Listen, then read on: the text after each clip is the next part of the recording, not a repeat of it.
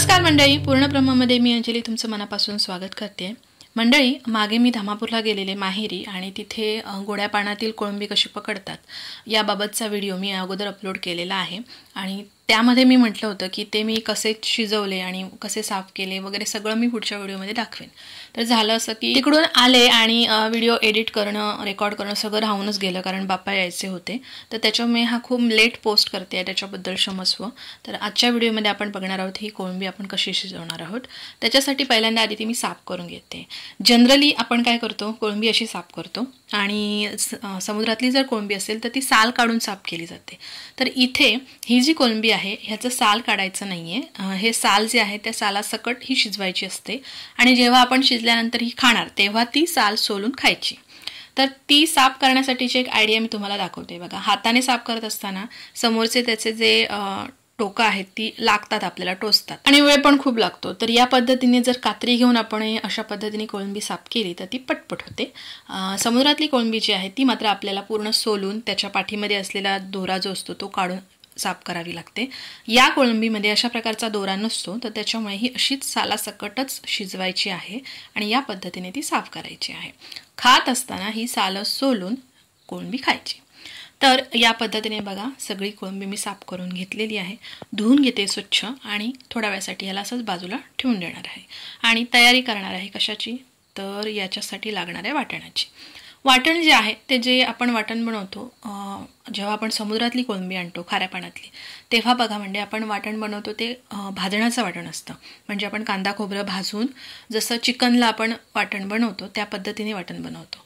पण इथे ही जी कोळंबी आहे त्याच्यासाठी आपण जसं माशाचं वाटण बनवतो मिरचीचं त्या पद्धतीने बनवायचं आहे। तर ते मी बनवणारच आहे। तर तुमच्या लक्षात असेल तर बघा, तिथून येताना मी हे मासे पण आणलेले होते गोड्या पाण्यातले, ज्याला आम्ही म्हटलं होतं बेला म्हणतात, छोटे छोटे मासे, ते पण मी साफ करून ठेवलेले होते।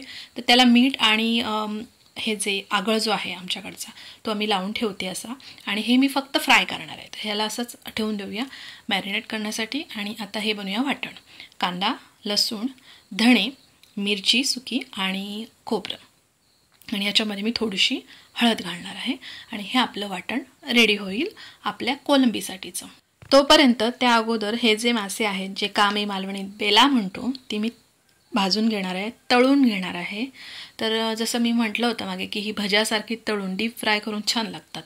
पण काय आहे, बाबांना माझ्या डायबिटीस आणि ब्लड प्रेशर दोन्ही असल्यामुळे जास्त तेलकट मी ते काय करणार नाही, म्हणून मी काय केलं फक्त तव्यावरच ही फ्राय केलेली आहेत कारण त्यांना पण ती खायची आहेत। तर भज्यासारखी तळत नाही आहेत, तर या पद्धतीने तव्यावर थोडंसं जास्त तेल घालून मी तळून घेणार आहे। त्याच्यासाठी मी तांदळाचं पीठ घेतलं आहे, त्याच्यात थोडासा रवा घातला आहे आणि हे मस्तपैकी याच्यामध्ये डीप करणार आणि ही कुरकुरीत अशी तळून घेणार आहे, कुरकुरीत होईपर्यंत छानपैकी।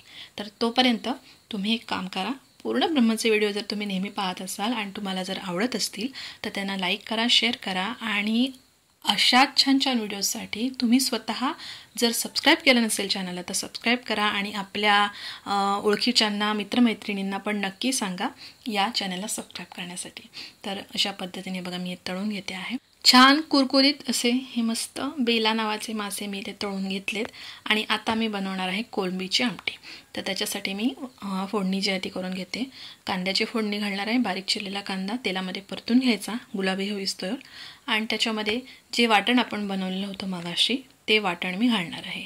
या पद्धतीने वाटण पहिल्यांदा आता आपण हे शिजवून घेणार आहोत।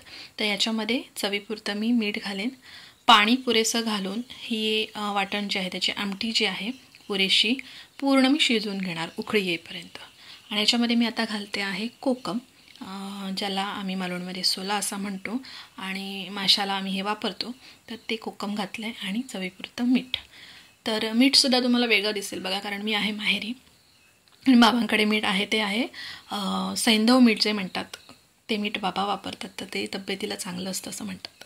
असो, तर ते मीठ मी वापरले आणि ह्याच्यामध्ये बघा आमटीला पूर्ण उकळी आल्यानंतर ही कोळंबी जी आहे ती मी आमटीत घातली आणि तुम्ही बघू शकता जी कोळंबी अगोदर काळी काळी कशी तरी दिसत होती ती आता छान गुलाबी दिसते आहे।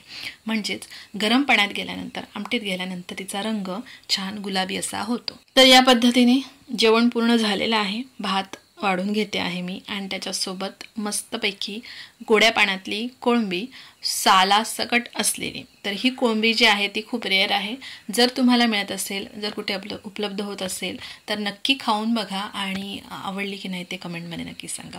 चला तर मग मंडळी, भेटूया पुढच्या व्हिडिओमध्ये. तोपर्यंत नेहमीप्रमाणेच मस्त खा, स्वस्त रहा आणि अशा छान छान व्हिडिओजसाठी पूर्ण ब्रह्मला सबस्क्राईब नक्की करा.